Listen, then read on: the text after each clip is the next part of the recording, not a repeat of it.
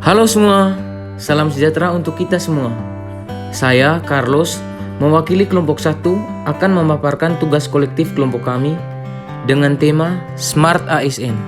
Di sini kami akan memperlihatkan kegiatan implementasi karakteristik Smart ASN yang terdiri dari integritas, nasionalisme,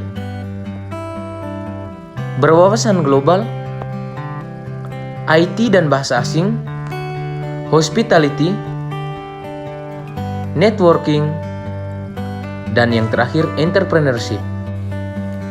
Yang pertama, integritas.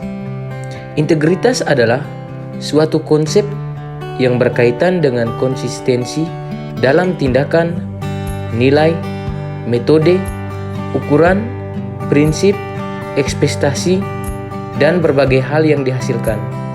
Orang yang berintegritas berarti memiliki kepribadian yang jujur dan memiliki karakter yang kuat.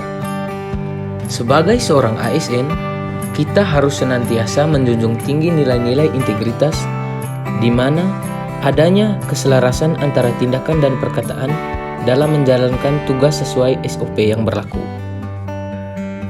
Yang kedua, nasionalisme.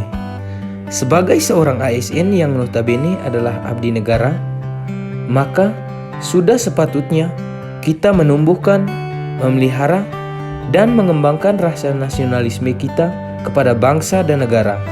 Perwujudan rasa nasionalisme itu bisa dengan menjalankan tugas yang negara berikan dengan sebaik-baiknya sebagai bentuk kecintaan kita kepada bangsa dan negara. Yang ketiga, berwawasan global.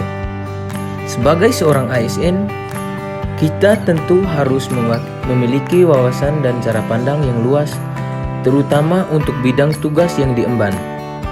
Wawasan yang luas memudahkan seorang ASN dalam menghadapi dan menyelesaikan berbagai persoalan yang terjadi di dunia kerja.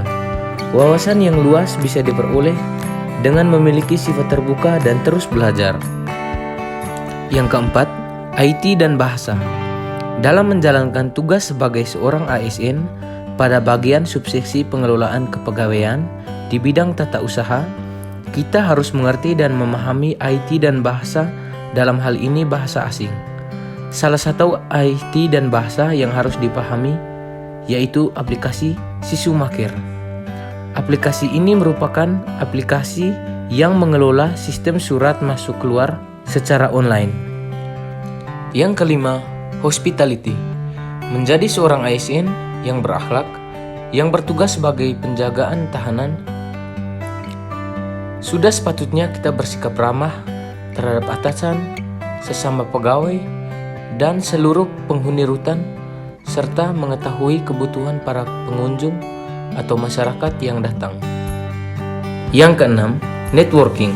Dalam menjalankan tugas dan tanggung jawab, kita sebagai seorang ASN, apalagi kita sebagai instrumen perekat dan pemersatu bangsa, dituntut untuk bisa terbuka dalam menjalin kerjasama, terutama untuk kelancaran dan tujuan yang kita capai.